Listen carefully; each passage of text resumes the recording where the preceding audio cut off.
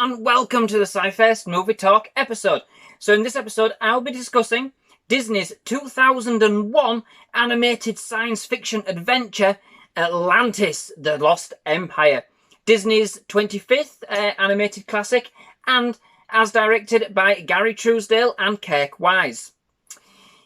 In a bit of a deviation from their usual fare at that point in time, from a time, when Disney was experimenting with the tried and tested formula, the studio decided to delve into the world of science fiction, with basically their first feature into the genre, in a roundabout way.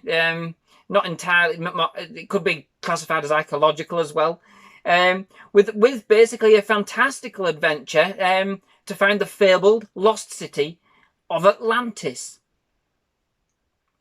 So, taking a liberal view of the tale of Atlantis, to be fair, kind of opting to go down the route of some of the more outlandish Atlantis theories out there, Disney kind of brings us a tale befitting of some of the early adventure movies, such as 1960's The Lost World, not the Steven Spielberg one, and indeed the 1959's Journey to the Centre of the Earth, which kind of puts it right up my street, to be quite fair, right from the offset, before we even get into the movie.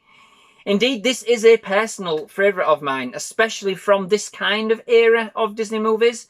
And although I know it does get a few mixed reviews due to its departure from the usual Disney formula, and the fact that it contains no songs at all. Its quirky animation style and adventurous quality really does set it apart, for one, which gives it that real kind of special place in my heart. And I'm basically a sucker for anything to do with Atlantis. Even though I know rationally, even if it did exist, it would have been a city pretty much like any other at the time. But I can't help it. I live in the wonder of the suggestion that perhaps, there's just more to the story, and that all of those years ago, technology perhaps existed, perhaps even life from other planets that people knew about but have long since forgotten. I sound a little crazy, don't I? But I'm sure, I just it's just a suggestion that there's more to this story. Ever since I've been a little kid, I've been enamoured with it, even though I know better. Even if perhaps I don't really believe it now, gotta keep dreaming, you really do. And in all of this, I think that's why, films such as this really, really do appeal to me. It's the wondrous sense of adventure that they have. And Disney, this certainly don't let me down here. In the movie, we follow Milo James Thatch, as voiced by Michael J. Fox, a young linguist, cum boiler engineer, who longs to follow in his grandfather's footsteps in the search for the lost city of Atlantis.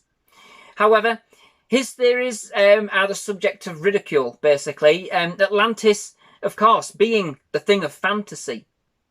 However, he is thrown an opportunity of a lifetime when a rich friend of his grandfather, Preston B. Whitmore, as voiced by John Mahoney, shows him the Shepherd's Journal, a book detailing the path leading to Atlantis, which basically soon thereafter leads to an expedition of epic proportions to lead a team of explorers and scientists to find the fabled city in what could be the discovery of a lifetime. Headed by the imposing Commander Lyle Tiberius Rock, as voiced by James Garner, and the voluptuous Lieutenant Helga Katrina Sinclair, as voiced by Claudia Christian, the expedition faces a series of perilous obstacles along the way, but eventually the team make it to Atlantis. However, what they find there is like nothing they could have ever imagined beyond their wildest dreams. But what starts out as a mission for science soon turns into something much more sinister, and it's then up to Milo to ensure the survival of Atlantis for many more years to come. So, basically, right from the very start, you get the feeling of just how grand Disney went with this movie.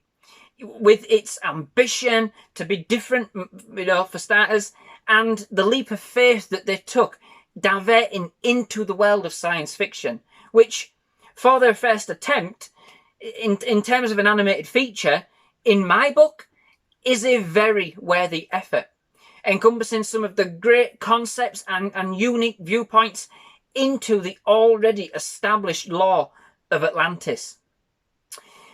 The film doesn't seek to be childlike in nature at all, which, given the subject, I really did enjoy and appreciate. It wasn't cheesy too much, and indeed it tries to present its story in a more adult way than, we'd kind of seen in previous Disney classics.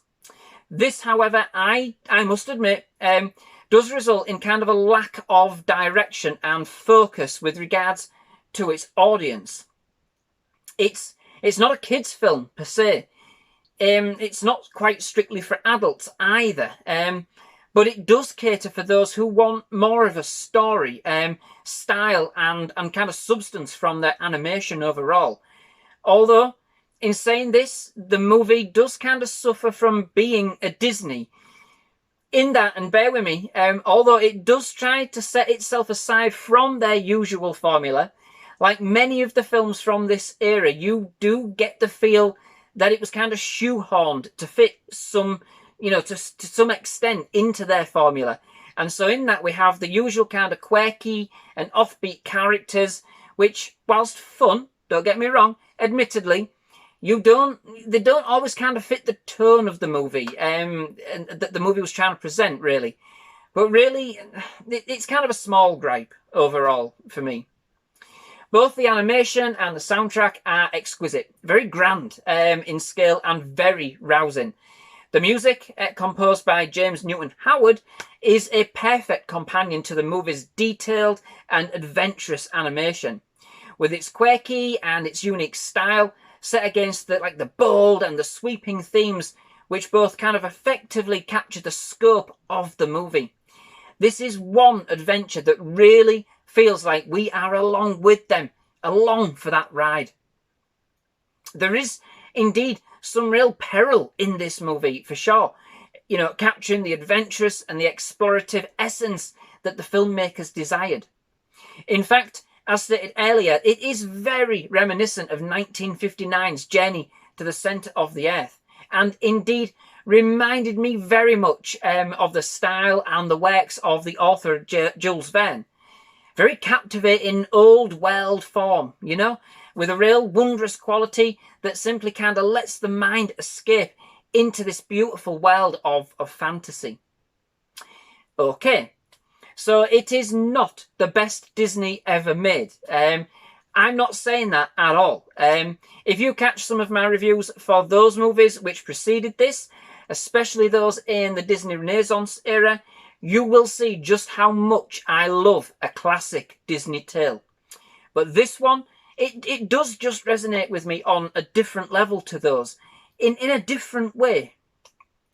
I agree, it's not without its issues. Not all of the story actually makes sense, and either parts of the plot are simply glossed over or forgotten, basically, or we just have to kind of take things for granted to ensure that the story continues to move forward. But for the spectacle that abounds in this movie, I can overlook it.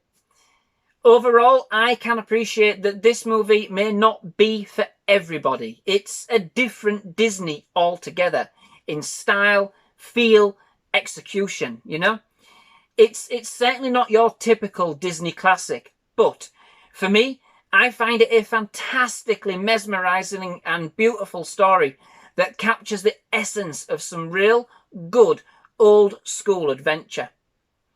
As a Disney per se, in their classics range, perhaps it doesn't hit the spot, But what they have created here was a wondrous spectacle of a movie that has a timeless kind of charm of its own. Well, in my book anyway. So, that brings me to the end of this episode. Thank you very much for watching. I do hope you've enjoyed it. If you have, please leave a like. Please do hit that subscribe button for more movie reviews, trailer reactions, and other movie-related content. We have absolutely loved having you here at SciFirst MovieTalk. If you, if you're not, I'd definitely love to have you back. That's what I'm going to say. But yes, thank you very much for watching. Goodbye.